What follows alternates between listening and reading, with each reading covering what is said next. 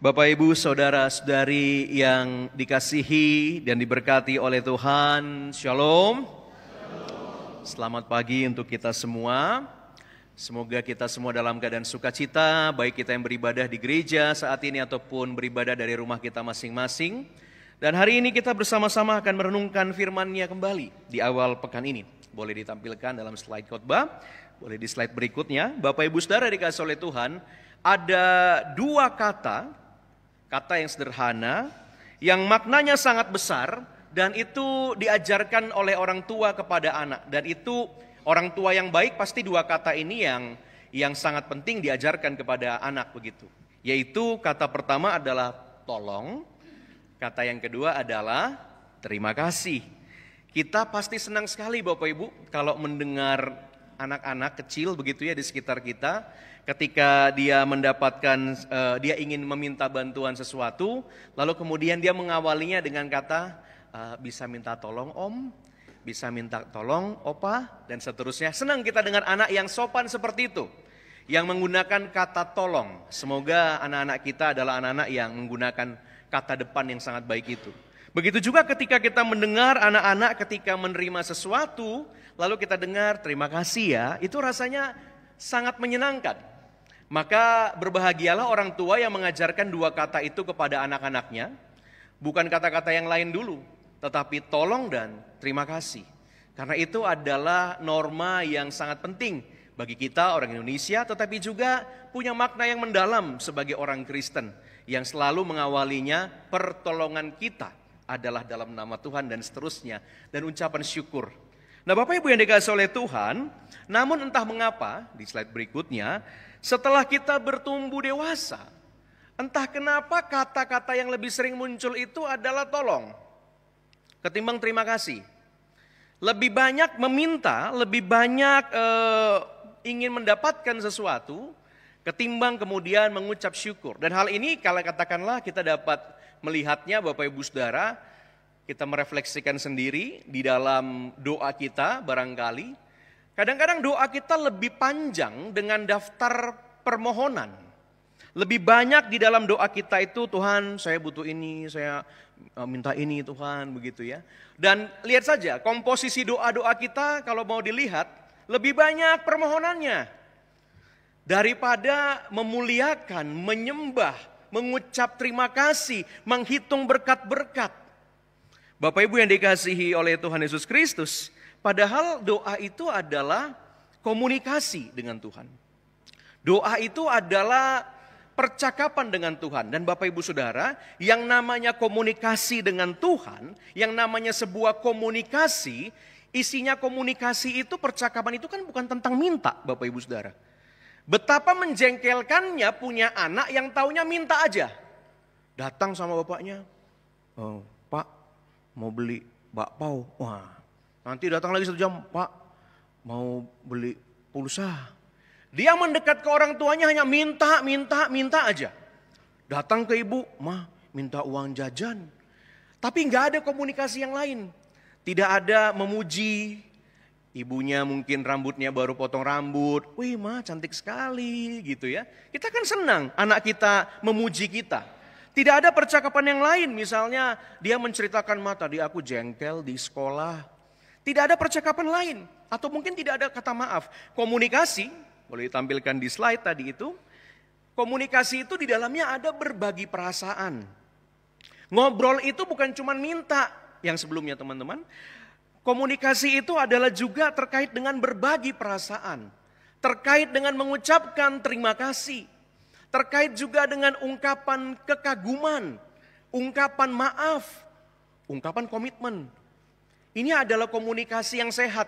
Komunikasi yang tidak sehat adalah hanya datang untuk meminta sesuatu. Nah Bapak Ibu Saudara dikasihi oleh Tuhan, doa-doa barangkali didominasi dengan ungkapan-ungkapan permohonan ketimbang hal-hal yang tadi saya sebutkan. Di slide berikutnya, Bapak Ibu yang dikasihi oleh Tuhan, mari kita melakukan semacam spiritual check up. Sudah biasa kan medical check up? Nah sekarang kita coba spiritual check up. Bapak Ibu Saudara coba kita cermati diri kita. Ketika kita berdoa, apakah lebih banyak meminta ini dan itu dari Tuhan? Coba ingat-ingat kalau Bapak Ibu berdoa, Atau mungkin pertanyaannya kapan Bapak Ibu berdoa? Karena pada umumnya orang Kristen itu berdoanya setidaknya 5 kali. Wah hebat juga ya, doa 5 waktu. Pertama, bangun tidur kalau masih ingat dan tidak terpengaruh handphone. Karena biasanya sebelum doa itu notifikasi dulu yang dicek. Ya. Lalu kemudian 3-nya itu kalau jadwal makannya 3 kali, baru berdoa deh 3 kali. Baru malam kalau ingat ya doa tidurlah begitu ya, doa malam. Atau sebagian besar justru tidak sempat doa tidur karena ketiduran. Karena mungkin nge-game atau mungkin mengerjakan yang lainnya. Coba dilihat 5 kali doa itu isinya apa? Minta, Tuhan berkati makanan saya, itu pun ekspres ya. Tuhan berkatilah makanan saya Tuhan, karena saya sudah lapar, amin Tuhan. Udah begitu ya. Iya. Apa isi doa pagi kita? Tuhan pagi ini saya mau ketemu bos dan itu menjengkelkan sekali. Tuhan tolong lunakkan hatinya dan jinakkan dirinya. Hewan liar apa? Ya, malam hari Tuhan saya ada kebutuhan, besok saya mau ada perjalanan jauh, Tuhan jalankan. Jadi semua isinya adalah permintaan. Bapak Ibu terkasih. Atau poin kedua dari spiritual check up kita. Seberapa seringkah kita mengungkapkan rincian syukur kita ketimbang rincian permintaan? Seringkah kita menghitung-hitung hari ini Tuhan saya bersyukur saya ketemu dengan teman dari Belanda dan dia datang, saya bersyukur Tuhan. Tadi juga saya berjumpa dengan simbok-simbok dekat rumah saya, puji Tuhan dia sudah sehat. Puji Tuhan juga Tuhan saya hari ini dikirimin sama anak saya uang, puji Tuhan. Ya 200.000 cukuplah Tuhan. Seberapa sering doa kita merincikan apa yang kita dapatkan sehari-hari. Kita lebih pintar merincikan kebutuhan ketimbang merincikan apa yang sudah kita peroleh. Maka Bapak Ibu Saudara tak heran kehidupan rohani orang Kristen selalu merasa sedih. Selalu merasa kekurangan karena apa? Lebih banyak menghitung yang namanya kebutuhan daripada penerimaannya. Seolah-olah kita menjadi orang yang sangat miskin dan sangat kekurangan. Selalu merasa kurang dan kurang. Padahal kalau dihitung-hitung mungkin ada banyak sekali. Slide berikutnya. Salah satu pengajaran iman atau saya katakan spiritualitas doa yang sangat perlu dipahami oleh orang Kristen adalah memang Allah mengatakan dan Allah mengundang kita untuk datang kepadanya. Untuk menyatakan doa kebutuhan kita. Betul, mintalah maka akan diberikan kepadamu. Ketuklah maka akan dibukakan. Carilah maka engkau akan menemukan. Betul Bapak Ibu Saudara, itu ayat favorit semua orang Kristen. Tapi kemudian mentalitas doa kita jangan menjadi doa pengemis. Mentalitas kita kemudian hanya soal tentang minta dan minta. Karena di sisi lain Bapak Ibu Saudara, Allah juga menginginkan kita, renungkanlah kebaikanku, jangan cuma taunya minta. Renungkan apa yang sudah kamu terima, renungkan berkatmu, renungkan kebaikanku. Kamu hitung gak sih itu semua? Bapak Ibu Saudara dikasih oleh Tuhan, ditampilkan boleh di slide di dalam Kolose 3 ayat 17, dikatakan, segala sesuatu yang kamu lakukan dengan perkataan atau perbuatan, lakukanlah semuanya itu dalam nama Tuhan Yesus, sambil mengucap syukur oleh Dia kepada Allah Bapa kita. Jadi bukan hanya meminta, tetapi Tuhan bilang bersyukurlah. Banyak-banyak bersyukur. Ya, jangan kayak orang susah. Jadilah seperti orang yang berlimpah, karena banyak yang bisa disyukuri. Bapak Ibu Saudara dikasih oleh Tuhan, itu sebabnya tak heran kita harus memang sering-sering mengulangi refrain dari Kidung Jemaat 439 di slide berikutnya. Kita harus mengulangi-ulangi kata-kata ini Bapak Ibu Saudara ya. Berkat Tuhan mari hitunglah, kau kan kagum oleh kasih-Nya. Berkat Tuhan mari hitunglah, kau niscaya kagum oleh kasih. Boleh kita ulang sekali lagi Bapak Ibu sekalian dengan alunan piano ya. Berkat Tuhan mari hitunglah, kau kan kagum oleh kasih-Nya. Berkat Tuhan mari hitunglah, kau niscaya kagum oleh kasih-Nya. Jadi Bapak Ibu Saudara, memang kita harus hitung-hitung berkat Tuhan lebih banyak. Supaya kita nggak gampang sedih, gampang merasa kekurangan. Karena nggak kurang-kurang sebenarnya berkat Tuhan Bapak Ibu Saudara. Di slide berikutnya Bapak Ibu Saudara, pertanyaan yang mau kita juga renungkan adalah atas dasar apa atau mengapa kita memuji Tuhan. Sebelum kita sampai dasar apa sih yang membuat kita memuji Tuhan, kita coba renungkan misalnya, kenapa sih kita mengapresiasi seseorang? Kenapa kita memuji orang tertentu? Biasanya paling tidak dalam pemikiran saya ada 3 hal. Kita memuji orang pertama-tama karena pertama tampilan luarnya, ya, jadi penampilannya. Yang kedua adalah karyanya unik. Atau apa yang dia perbuat itu menarik, istimewa, apa yang dia buat itu bermanfaat, maka kita puji karyanya. Yang ketiga biasanya kita memuji orang adalah karena kebaikannya yang mungkin kita rasakan.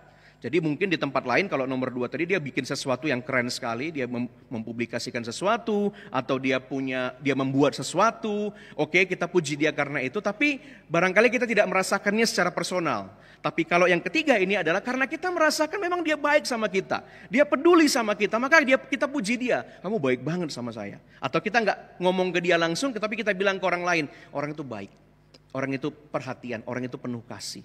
Jadi tampak luar, oke, mungkin itu menjadi salah satu alasan kita memuji orang lain, apa yang dia buat, dan juga apa yang kita rasakan dari perjumpaan kita dengan dia. Nah Bapak Ibu Saudara dikasihi oleh Tuhan, demikian pula dengan memuji Tuhan. Boleh di slide berikutnya. Memuji Tuhan bukan hanya karena 3 alasan tadi, karena ada ribuan alasan kita memuji Tuhan, bahkan mungkin jutaan. Kita dapat katakanlah Bapak Ibu Saudara memuji Tuhan oleh karena apa yang telah Tuhan berikan pada diri kita, atau pada alam yang Tuhan tunjukkan sesuatu yang istimewa di sana, atau mungkin Tuhan telah melakukan hal sesuatu yang istimewa buat kita. Ada banyak sekali alasan untuk memuji Tuhan. Di slide berikutnya, di dalam bacaan kita hari ini Bapak Ibu Saudara, pemazmur juga mengajak kita untuk memuji Tuhan. Belum, di slide yang sebelumnya. Bapak Ibu Saudara dikasihi oleh Tuhan, di slide berikutnya yang ada gambar kuda tenggelam ya, nggak ada ya. Nah, boleh setelahnya. Ya, Bapak Ibu yang dikasihi oleh Tuhan, pemazmur memuliakan Tuhan di dalam bacaan kita. Di dalam bacaan kita ini kita menemukan kenapa dia memuliakan Tuhan. Pertama adalah karena di ayat yang ke-1 sampai ke-4 Bapak Ibu Saudara, puji-pujian diberikan kepada Tuhan karena dia merasa begitu dahsyatnya Tuhan, begitu hebatnya Tuhan, sehingga dia menaklukkan musuh-musuh. Dia menaklukkan para orang-orang yang membenci dan juga menjahati bangsa Israel. Maka kemudian dia bersyukur kepada Tuhan yang membela. Musuh-musuh dikalahkan. Itu yang dikatakan pada ayat yang ketiga. Musuh-musuhmu tunduk kepadamu. Seisi bumi sujud menyembahmu. Yang kedua adalah Bapak Ibu Saudara, memang tidak kita jadi bacaan pada saat ini, tapi yang menjadi bagian dari konteks dari Mazmur 66. Kalau Bapak Ibu nanti menyimak di ayat 5 sampai ayat yang ke-7, ada peristiwa ajaib Bapak Ibu Saudara yang terjadi, yaitu ketika Tuhan membelah Laut Teberau, mengeringkan tanahnya sehingga mereka bisa jalan di situ, tetapi kemudian musuh-musuh itu ditenggelamkan di sana. Mereka melihat saat tidak ada jalan, Tuhan buka jalan. Dan saat ada orang yang mengancam, Tuhan menghentikan ancaman itu. Maka mereka kemudian mengatakan, wah ini luar biasa ajaibnya Tuhan dalam hidup kita. Hal yang ketiga Bapak Ibu Saudara, kalau melihat nanti di ayat ke-9 sampai ke-12, pemazmur menyatakan, kenapa saya mau bersyukur, kenapa saya mengajak kalian memuliakan Tuhan. Karena kami dituntun di perjalanan di gurun ini dengan cara yang ajaib. Meskipun berat perjalanan kami, tapi Tuhan setia. Tuhan memberikan awannya pada siang hari yang panas. Tuhan memberikan tiang api pada malam yang sangat dingin di tengah-tengah gurun itu. Mereka mendapatkan makanan pada waktunya, minuman juga meskipun kadang-kadang kehausan, tapi Tuhan tetap berikan. Sehingga dia mengatakan bahwa ajaib dan setia Tuhan dalam tuntunannya. Ini adalah pengalaman personal dari pemazmur, tetapi juga adalah pengalaman kolektif dari jemaat. Memuji Tuhan karena kebaikan Tuhan atas mereka. Maka Bapak Ibu Saudara, slide berikutnya, apa yang mau kita renungkan pada hari ini? Ada 4 hal yang saya ingin ajak kita renungkan. Yang pertama adalah, ingatlah senantiasa Bapak Ibu Saudara, kebaikan Tuhan dalam hidup kita. Hitung-hitung kebaikannya. Bersyukurlah selalu kepada Tuhan dan muliakan Tuhan selama-lamanya. Itulah ajakan firman Tuhan pada hari ini. Kita diajak untuk mengingat apa saja kebaikan Tuhan dalam hidup kita.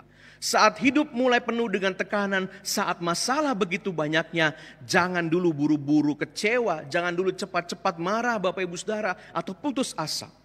Karena hidup kita bukan hanya berlangsung pada titik masalah itu, tapi sudah ada perjalanan panjang yang kita lalui sebelumnya dan di situ ada tuntunan Tuhan. Jangan lupakan kebaikan Tuhan hanya gara-gara satu titik masalah.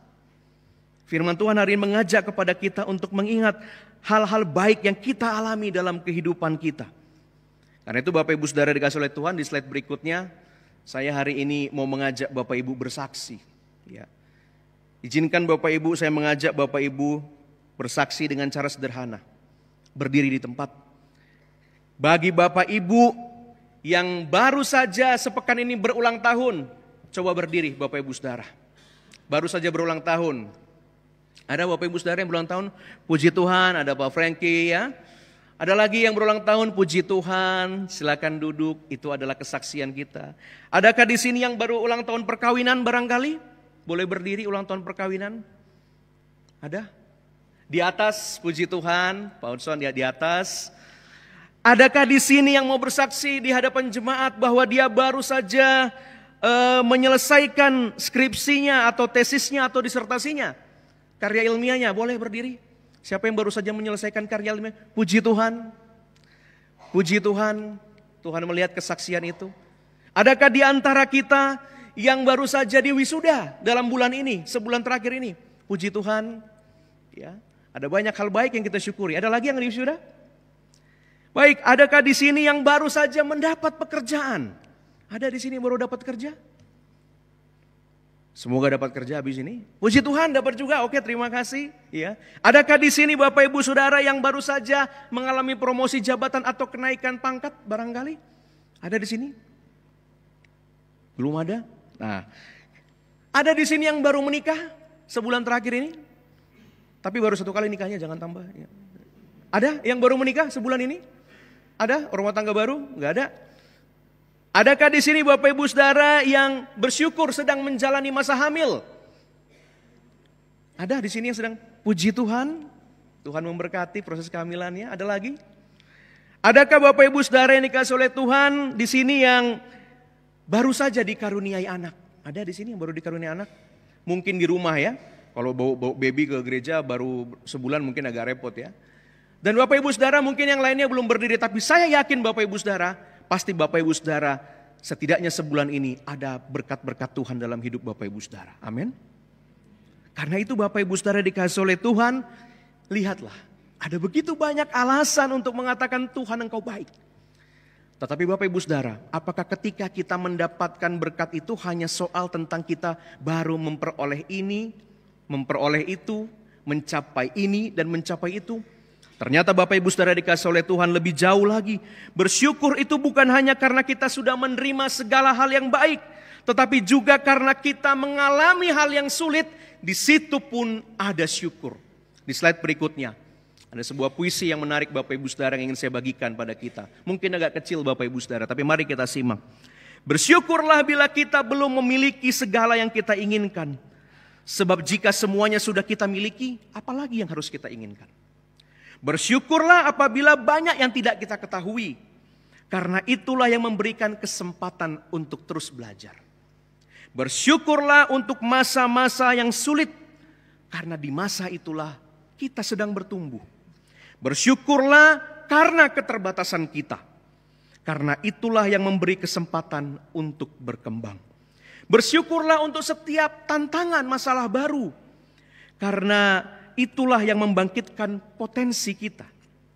Bersyukurlah untuk bahkan kesalahan yang kita lakukan, karena kita mendapatkan sebuah pelajaran yang berharga. Bersyukurlah karena lelah, karena letih, karena itu akan membangun kekuatan dan membangun karakter kita. Slide berikutnya, adalah mudah untuk bersyukur pada hal-hal yang baik. Namun yang paling indah adalah yang mau bersyukur di masa-masa yang sulit. Rasa syukur akan mengubah semua yang negatif menjadi positif. Dengan bersyukur, semua masalah dan ketidaknyamanan berubah menjadi berkat bagi kita. Dalam situasi yang buruk sekalipun, kita boleh merasakan kebaikan Tuhan. Kalimatnya adalah, God is good all the time, and all the time. Mari kita nyanyi bersama lagu ini ya. Boleh di slide juga ya.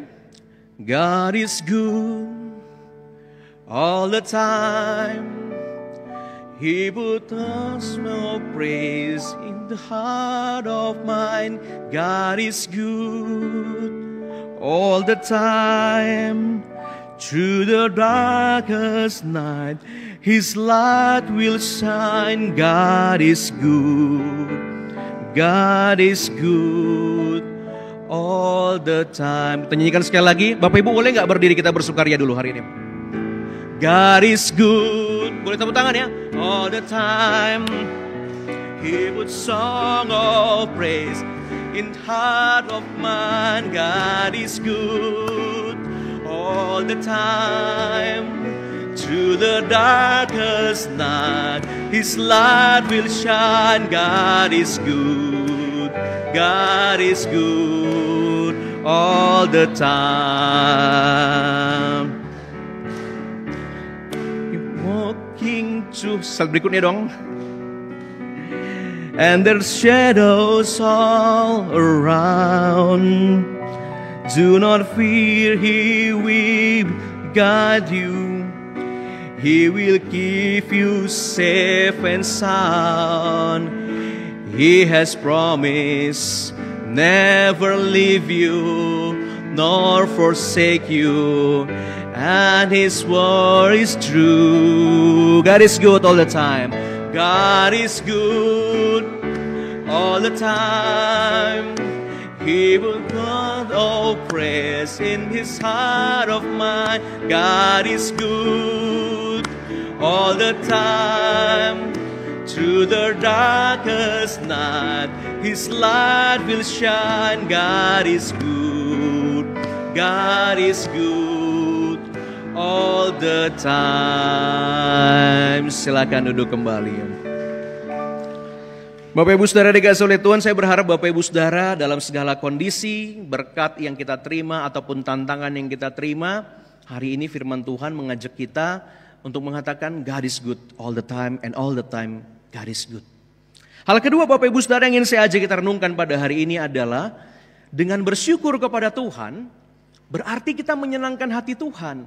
Dan bukankah tujuan hidup kita adalah menyenangkan hati Tuhan? Maka yang diinginkan oleh Tuhan adalah hati yang tetap bersyukur dalam segala perkara. Meskipun tentunya tidak mudah. Bapak Ibu Saudara coba perhatikan manusia di slide berikutnya. Sesama kita. Kalau kita memuji, mungkin katakanlah mengapresiasi pasangan Bapak Ibu Saudara. Atau mungkin memuji teman ya. Atau mungkin juga memuji anak. Apa yang terjadi ketika kita memuji orang lain? Orang lain akan senang, ya mungkin di awal-awal, gombal katanya begitu ya. Tapi bagaimanapun senyum akan muncul di bibirnya, gitu ya. Nah, orang senang mengalami pujian, dipuji, diberikan apresiasi dan suasana itu akan memberikan kedekatan pada hubungan. Bayangkan Bapak Ibu Saudara secara psikologi ketika kita memuji orang lain saja itu menambah kedekatan kita dengan orang lain, memberikan sebuah kekuatan persaudaraan. Tuhan memang tidak sama dengan manusia. Tuhan tidak persis seperti bagaimana kita memperlakukan manusia. Tetapi Bapak Ibu Saudara, Alkitab menyatakan Tuhan memiliki apa yang kita juga rasakan.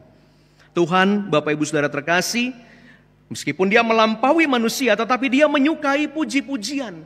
Dia menyukai doa yang menghitung berkat. Dia menyukai hati syukur dari anak-anaknya. Dalam slide Bapak Ibu Saudara melihat Mazmur 22 ayat 4. Engkaulah yang kudus yang bersemayam di atas puji-pujian orang Israel. Jadi Dia bertahta di atas puji-pujian. Dia ada di situ karena Dia suka dengan setiap anak Tuhan yang memuji Tuhan. Baik dalam doa, puji-pujian yang dinyanyikan ataupun juga di dalam kehidupan yang memuji Tuhan. Oleh sebab itu Bapak Ibu Saudara, orang yang bersyukur memuliakan Tuhan, dia sedang melakukan apa yang seharusnya dia kerjakan. Itulah tujuan hidupnya. Hal yang ketiga, di slide berikutnya Bapak Ibu Saudara, memuji dan menyembah Tuhan bukan hanya membawa sukacita bagi Tuhan, tetapi juga membawa sukacita bagi diri kita sendiri. Dan kadang-kadang pujian ataupun ungkapan syukur itu dinaikkan bukan dalam situasi yang baik-baik saja, mungkin dalam suasana kita menangis. Tetapi Bapak Ibu Saudara, ketika kita memuji Tuhan, maka Bapak Ibu terkasih, kita dimampukan untuk berpikiran positif dan merasa sukacita. Kenapa?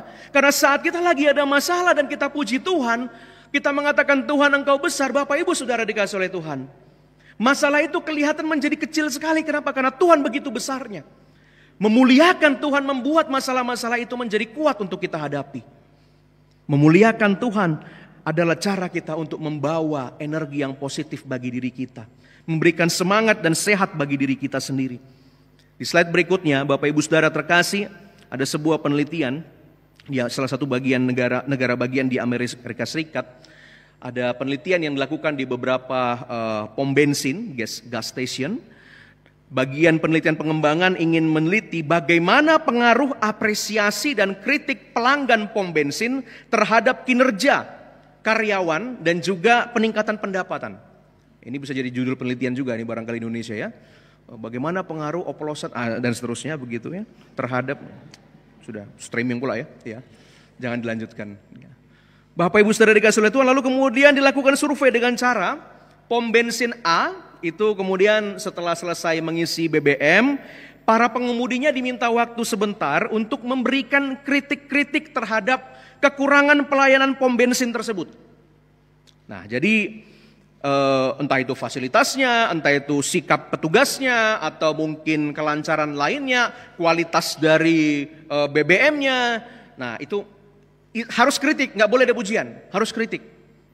Lalu kemudian Bapak Ibu Saudara di pom bensin yang kedua diminta para pengemudi untuk memberikan apresiasi. Hal baik apa? Puji-pujian yang terbaik lah yang mereka bisa berikan terkait dengan kepuasan, terkait dengan pelayanan barangkali, atau mungkin terkait dengan produk yang ada, atau fasilitas yang ada. Nah kemudian itu dilakukan Bapak Ibu Saudara, yang satu kritik, yang satu pujian, lalu kemudian itu dilakukan selama 6 bulan. Bapak Ibu Saudara dikasih oleh Tuhan, setiap akhir bulan ya, dari hasil yang didapatkan setiap akhir bulan, maka karyawan di briefing dan diberitahu apa saja keluhan-keluhan dari pelanggan. Itu yang pom A. Yang di pom B, setiap bulan diberitahu apa saja apresiasi dari para pelanggan. 6 bulan itu berlangsung terus Bapak Ibu Saudara terkasih. Dan hasilnya, pom bensin yang selama 6 bulan hanya mencermati kritik yang diterima dari para pelanggan, kinerja pegawainya anjlok, turun. Mereka kemudian banyak ternyata bulan-bulan ketiga dan keempat mengundurkan diri dari pekerjaan. Tertekan Bapak Ibu Saudara, dapat kritik terus begitu ya, kayaknya rasanya nggak ada yang baik begitu. Akibatnya apa?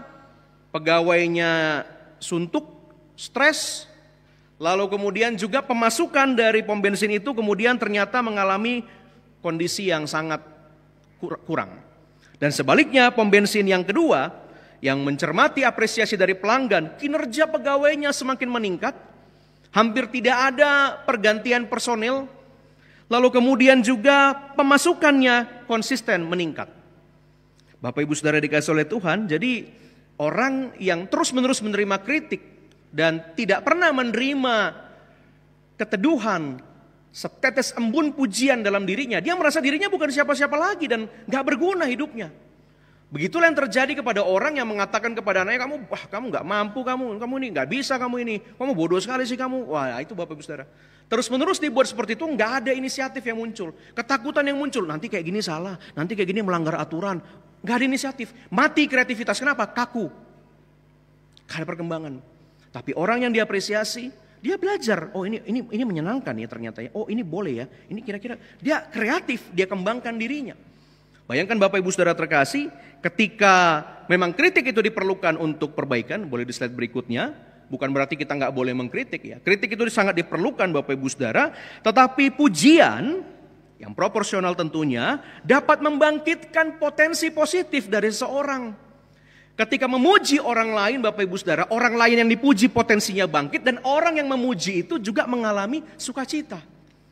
Bapak Ibu terkasih, dalam keseharian, pujian dan apresiasi ternyata bisa membuat kita jadi lebih positif, bahkan membuat lingkungan kita menjadi positif. Begitu juga, memuji Tuhan mendatangkan semangat positif bagi kita, mendatangkan pengharapan, mendatangkan sukacita bagi diri sendiri dan orang di sekitar kita. Karena itu Bapak Ibu Saudara, tupai saja berdoa Bapak Ibu Saudara ya. Gak tahu isi doanya apa. Ya, bahkan dia praise the Lord begitu ya. Foto yang menarik sekali saya dapatkan di internet ini ya, tupai yang berdoa, bersyukur kepada Tuhan. Karena itu Bapak Ibu Saudara, mari kita senang memuji Tuhan. Nyanyi-nyanyian kita dengan penuh semangat, senang memuji Tuhan di rumah, di perjalanan kita.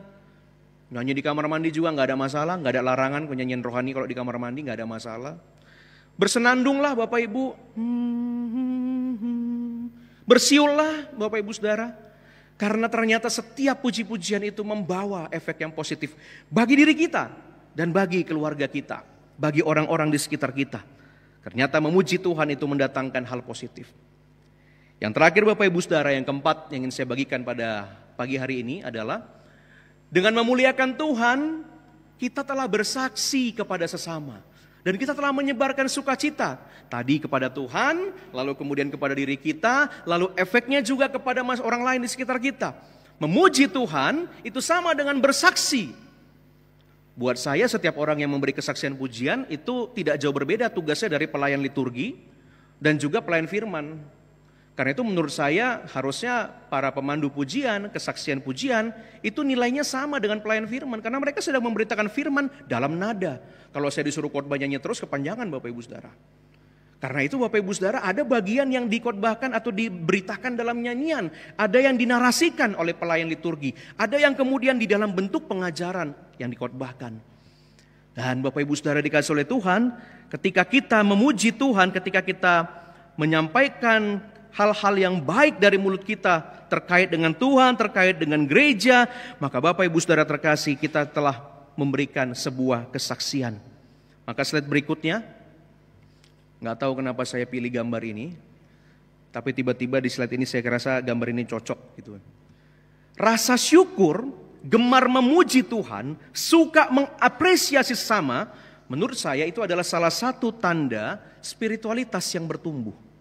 Karena orang harusnya semakin dekat dengan Tuhannya, semakin dia mencintai Gusti Yesus, harusnya hatinya semakin penuh sukacita. Bukankah dia datang ke dunia ini untuk menghadirkan sukacita? Maka kita dapat melihat bagaimana pertumbuhan orang dari apa yang dia katakan, apa yang dia ketik, dan apa yang selalu dia munculkan dari perkataannya. Puji-pujian, apresiasi, motivasi yang dia berikan, atau memberikan sukacita. Tetapi Bapak Ibu Saudara, kalau orang jarang bersyukur, malas memuji Tuhan, suka mengkritik, dan kurang mengapresiasi sama, mungkin ada yang terhambat dari pertumbuhan spiritualitasnya. Kita harus bertanya pada lumba-lumba yang bermain bola itu. Kenapa dia bisa begitu cerianya begitu ya? Bapak Ibu Saudara terkasih, karena itu mari kita mengukur juga. Kenapa ya kok saya tuh, coba tanya orang sekitar kita lah, Tanya profil kita, saya itu tipikalnya orang yang tukang kritik atau tukang orang yang apresiatif gitu. Tanya aja istri, tanya aja anak, tanya aja orang-orang di sekitar kita. Apa citra orang tentang kita? Dan juga boleh bertanya, kenapa kok kita selalu nadanya arahnya ke situ? Selalu melihat debu di dalam lukisan, di atas lukisan. Selalu melihat nada sumbang pada setiap melodi. Selalu melihat kursi rusak pada setiap bangku gereja. Walaupun mungkin ada yang rusak kursinya, minta maaf Bapak Ibu Saudara, nanti diperbaiki. Kenapa selalu harus melihat sesuatu yang negatif? Seolah-olah yang negatif itu dominan daripada hal-hal positif lainnya. Apa yang salah? Apakah lingkungan yang salah? Atau kacamata kita yang mungkin bermasalah? Atau mungkin hati kita yang bermasalah? Spiritualitas kita dipertanyakan. Kenapa kok kita sulit sekali memuji sesama, apalagi menyembah Tuhan? Apa yang salah dengan diri kita? Hari ini Bapak Ibu Saudara dikasih oleh Tuhan, orang GPIB khususnya Bapak Ibu Saudara ya, orang Kristen khususnya warga GPIB, boleh di slide berikutnya, mengekspresikan spiritualitasnya, syukurnya, biasanya salah satunya dengan dua hal ketika bersyukur selain dengan puji-pujian, yaitu dengan persembahan syukur dan ibadah pengucapan syukur. Foto ini saya ambil baru-baru ini, ada ibadah syukur di gereja ini dalam rangka ulang tahun ya. Dan warga GPIB itu cenderung seperti itu. Dia mengucapkan syukurnya selain melalui puji-pujian dan pelayanan, tapi biasanya di situ ada tempat tulisan khusus persembahan syukur, dan di mana-mana GPIB seperti itu, syukur anaknya baru wisuda, syukur ulang tahun, syukur cucunya sunatan, begitu, pokoknya macam-macam lah. Apapun yang disyukuri, kalau nggak bisa bikin ibadah syukur, pasti bentuknya adalah persembahan syukur. Tapi yang paling sering adalah ibadah pengucapan syukur. Nah, Bapak Ibu Saudara dikasih oleh Tuhan, ibadah pengucapan syukur adalah salah satu cara juga bagi orang Kristen, bagi warga GPIB untuk mengekspresikan syukurnya kepada Tuhan. Boleh di slide berikutnya. Kenapa kita membuat ibadah pengucapan syukur? Ini bukan soal tentang makannya, walaupun saya di foto itu terciduk sedang mengambil makanan. Motivasi ibadah pengucapan syukur Bapak Ibu Saudara terkasih adalah yang pertama-tama adalah karena orang yang bikin ibadah pengucapan syukur, dia ingin menyatakan, Tuhan, aku sungguh bersyukur untuk yang Tuhan beri. Jadi sukalah Bapak Ibu Saudara untuk mengadakan ibadah syukur. Bukan tentang makanannya, tapi tentang momentum kita mengucap syukur bersama dengan orang lain. Motivasi keduanya adalah untuk bersaksi kepada jemaat, bersaksi kepada orang-orang, bukan mau sombong, tapi mau menyatakan Tuhan telah menuntun saya melalui ini, Tuhan telah membawa saya melalui ini, dan saya yakin kalian pun dalam pergumulan kalian, dalam segala yang kalian hadapi, pasti juga akan Tuhan tolong. Kita sama-sama bersuka cita. Motivasi yang ketiga adalah untuk mengajak sesama, untuk memuji Tuhan, serta menyebarkan suasana sukacita. Ketika orang diundang di ibadah syukur, ada sukacita, ada nyanyian-nyanyian gembira di situ, ada kumpul-kumpul bersama. Tentunya ada makan bersama juga kadang-kadang begitu. Tapi bukan intinya di makanannya. Intinya adalah di momen di mana kita bersyukur bersama dengan orang yang kita kasihi. Karena itu Bapak Ibu yang dikasihi oleh Tuhan, biarlah hari ini pemazmur mengajak kita untuk melihat ada begitu banyak hal yang bisa kita syukuri di balik berbagai pergumulan yang kita hadapi. Slide terakhir saya Bapak Ibu Saudara. Biarlah kita semua Bapak Ibu yang dikasihi oleh Tuhan peka terhadap segala kebaikan Tuhan. Mari tiap hari kita semakin rutin hitung berkat-berkat Tuhan. Lebih banyak mengucapkan kata-kata syukur kepada Tuhan. Mengapresiasi orang-orang di sekitar kita. Dan saya yakin Bapak Ibu Saudara, diri kita akan sehat dan semangat. Orang lain akan sukacita. Berkat Tuhan akan terus mengalir. God is good. And all the time. Amen.